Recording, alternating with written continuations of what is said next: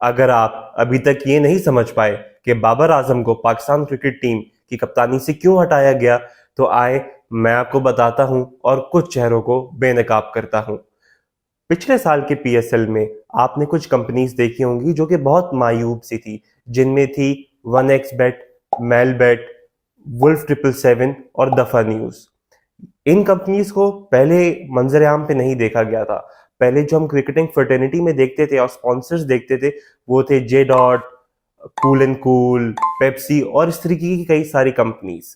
अब ये बेसिकली जो कंपनीज थी जैसे कि दफा न्यूज और वन एक्स बेट, ये होती हैं सेरोगेट कंपनीज। अब सेरोगेट कंपनीज क्या होती हैं? Surrogate companies basically fake companies होती हैं जिनका नाम किसी असल कंपनी से मिलता जुलता होता है, और वो उसकी आड़ में, इस केस में बेटिंग यानी जुआ सट्टा प्रमोट कर रहे थे। वो आपसे पैसे लेते हैं और सीधा सीधा जुए में डाल देते हैं। अब जिस तरह पीएसएल में उनकी दीगर एप्लीकेशंस थी, कई सारी एप्लीकेशंस थी जिसपे हर मैच का अपना वो रेट दिखाते थे कि फॉर एग्जांपल कराची और इस्लामाबाद का मैच है तो वो दिखाते थे कराची का ये रेट चल रहा है, इस्लामाबाद का ये रेट चल रहा है। आप उनको पैसे देते थे और वो सीधा सीधा सट्टे में डाल देते थे। तो ये कंपनीज जो थी, जो दूसरी सारी कंपनीज हैं उनसे कहीं ज्यादा पैसे देती हैं पीसीबी को वो स्पॉन्सरशिप टाइटल अटेन करने के लिए। अब यहां से शुरू होता है असल ट्विस्ट। बाबर आजम और मोहम्मद रिजवान ने पीएसएल में मना कर दिया कि जी हम इन कंपनीज की बात नहीं सुनेंगे, ना हम इनके जो लोगोज हैं वो अपनी शर्ट पे लगाएंगे और ना इनके लिए काम करेंगे, क्योंकि ये जो है बैटिंग में इन्वॉल्व है। और ये सारा मैसेज जो इन दोनों प्लेयर्स ने दिया, वो दिया अपनी एजेंट कंपनी साया कॉर्पोरेशन के थ्रू। अब साया कॉर्पोरेशन का नाम आपने याद रखना है क्योंकि ये वीडियो में आगे जाके वापस लिंक होगा। रिपोर्टेडली दफा न्यूज और दफा न्यूज ने बाबर आजम और मोहम्मद रिजवान को ईमेल्स की थी स्पॉन्सरशिप टाइटल के लिए, और बाबर आजम को रिपोर्टेडली 20 से 25 करोड़ रुपए के दरमियान की ऑफर थी। मोहम्मद रिजवान को 10 करोड़ रुपए की ऑफर थी, लेकिन वो भी उन दोनों ने मना कर दी। लेकिन मसला कहाँ शुरू हुआ? मसला यहाँ शुरू हुआ कि पीसीबी जो था वो स्पॉन्सरशिप ले चुका था for PSL and the franchises had also taken the sponsors. तो जो इमेज राइट्स थे प्लेयर के, वो इन कंपनीज को जा चुके थे, और इस मौके पे इन प्लेयर्स में, पीसीबी में और कंपनीज में रिफ्ट पैदा होना शुरू हो गई।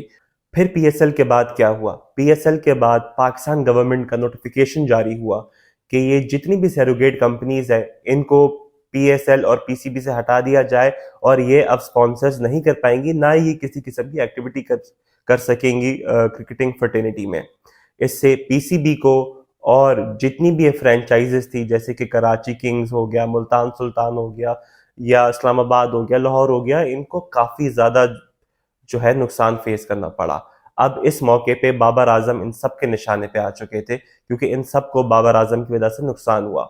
वर्ल्ड और इस सब में बाबर आजम को कप्तानी से हटाने की मुहिम शुरू हो चुकी थी। वर्ल्ड कप के दौरान आपने देखा होगा एआरवाई न्यूज पे एक शो था हर लम्हा पुरजोश, जहां की फिजा में ऐसा लग रहा था कि पाकिस्तान की परफॉर्मेंस इससे कभी बुरी हुई ही नहीं हो, और जो भी गलतियां हैं वो बाबर आजम की वजह से हैं।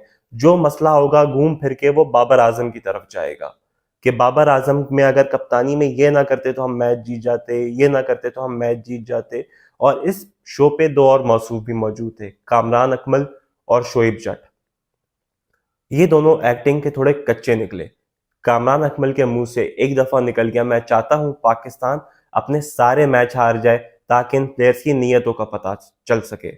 और शोएब जट ने बोल दिया कि इन प्लेयर से छक्के इसलिए नहीं लग रहे क्योंकि ये खुद छक्के हैं। थोड़े से शायद मेरे अल्फाज इधर उधर हों, लेकिन उनका मकसद यही था और डायलॉग भी यही था। वसीम बदामी जो कि सहाफत के अलम बिरदार बने घूमते हैं, उन्होंने बाबर आजम का जो स्क्रीनशॉट था, लीक्ड स्क्रीनशॉट, वो ऑन एयर कर दिया, और उसके बाद ऐसा रंग दिया गया कि ये तो गलती से हो गया। हालांकि ये गलती से नहीं हुआ था, ये प्री प्लान था। ये जका अशरफ और चैनल ओनर्स की तरफ से उनको हिदायत थी कि उन्होंने ये करना है। अब आप सोच रहे होंगे कि उन्होंने ये हिदायत क्यों दी होगी, क्या फायदा? तो आप शायद भूल रहे हैं कि एयरवाई न्यूज के जो ओनर हैं या एयरवाई चैनल के जो ओनर हैं, उनकी भी पीएसएल में एक फ्रेंचाइज है, और बाबर आजम और इन प्लेयर्स की वजह से उनको भी उतना ही नुकसान फेस करना पड़ा। बाबर आजम से दुश्मनी की महज ये वजह नहीं थी। पीसीबी असल में बाबर आजम को कंट्रोल नहीं कर पा रहा था। बाबर आजम एक बहुत बड़ा स्टार बन चुके थे और वो अब पीसीबी की गिरफ्त से बाहर हो रहे थे और पीसीबी के पास जो निगोशिएशन पावर था वो कम से कम हो रहा था। ना सिर्फ ये, बाबर आजम ने प्लेयर्स की सैलरी बढ़ाने का भी जो केस था वो खूब लड़ा। यहां तक कि जो पीसीबी को आईसीसी रेवेन्यू शेयरिंग मॉडल के तहत जो सालाना 980 करोड़ रुपए मिलते हैं, ये मैं आपको बताता चलूं, ये जो 980 करोड़ रुपए पीसीबी को आईसीसी से मिलते हैं, ये किसी भी पीएसएल या कोई आईसीसी इवेंट या कोई बायलैटरल सीरीज उनकी कोई शेयरिंग नहीं, ये उसके अलावा एक परसेंटेज मिलता है बोर्ड्स को आईसीसी की तरफ से। पीसीबी को मिलता है अप्रोक्सीमेटली 980 करोड़ रुपए। तो बाबर आजम ने कहा कि इस जो आपको शेयर मिल रहा है इसका भी एक परसेंटेज आप प्लेयर्स की तरफ दें, क्योंकि हर अच्छा बोर्ड ये करता है। जब हमारे बोर्ड की प्लेयर से ये तवक्कुआत हैं कि वो लीग्स छोड़ें और डोमेस्टिक खेलें, तो जाहिर सी बात है उनको पैसा भी उसी तरीके से मिलना चाहिए। तो इन सब चीजों के बाद पीसीबी को पता चल गया कि बाबर आजम को निकालना ही पड़ेगा। उसके लिए एंकर बिके, सहाफी बिके, शो बिके, चैनल बिके और बाबर आजम के साथ बिल आखिर वही हुआ जो इस मुल्क में हर हक की आवाज बुलंद करने वाले के साथ होता है कि बाबर आजम को साइड लाइन कर दिया गया। मैं उम्मीद करता हूं कि मैं आपको ये जो पूरा पिछले 10 महीने का किस्सा था ये आपको समझा सका हूँगा, और जो बाबर आजम को निकालने की सारी वजूहात बनी और जो पूरा प्रोसेस था उससे भी अब आप वाकिफ हो गए होंगे। अगर आपका कोई सवाल है, आप कमेंट्स में अपने सवाल कर सकते हैं, मैं आप सबका जवाब दूँ। अगर आपको मेरी वीडियो पसंद आई है तो इस वीडियो को लाइक कर दीजिएगा और हमारे चैनल हक प्रोडक्शंस को सब्सक्राइब कर दीजिएगा। आपसे मुलाकात होगी इंशाल्लाह फिर किसी टॉपिक पे। जब तक अपना ख्याल रखिएगा।